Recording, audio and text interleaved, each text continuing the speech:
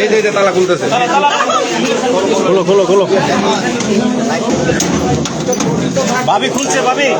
যে জামাতের যে তাদের যে দখল, স্কুলের বাচ্চাদের ক্লাসরুম দখল করে তারা যে তাদের অফিস বা তাদের রাজনৈতিক কার্যক্রম গুলো পরিচালনাকে এটা প্রতিবাদ জানিয়ে ফেরদৌসী আহমেদ মিষ্টির নেতৃত্বে প্রশাসনের সহযোগিতা নিয়ে এলাকাবাসী নিয়ে তারা আজকে এইখানে এই ক্লাসরুম গুলো, স্কুলের বাচ্চাদের যে স্কুলের যে রুম গুলো দখল ছিল এগুলো উদ্ধার করেছেন।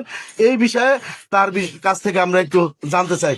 আপা, আজকের যে বিষয় টোটালি আপনাকে কে জানালো আর আপনি এসে বাস্তবতা কি করলেন? বিসমিল্লাহির রহমানির রহিম। আসসালামু আলাইকুম।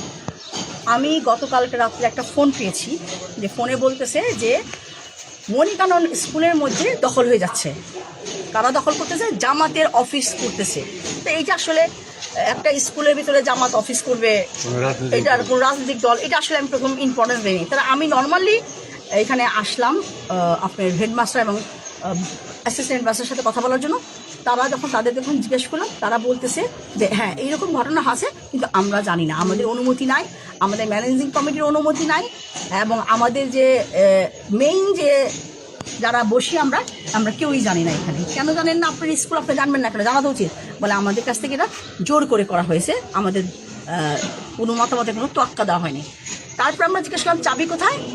তাদের কাছে চাবিও নেই।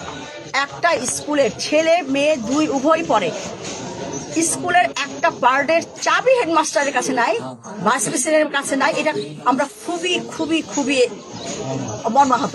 শুধু তাই না, এইটার অবস্থা দেখার পর যখন বুঝলাম যে এখানে অনৈতিক কার্যক্রম হয় কিনা এটাও দেখার বিষয়, তখন আমরা শাহালি থানার প্রশাসন থেকে আমরা ফোন করলাম ওসি সাহেবকে। ওসি সাহেব আসতে পারেন নাই, উনি লাঞ্চে মনে হয় ব্যস্ত ছিলেন।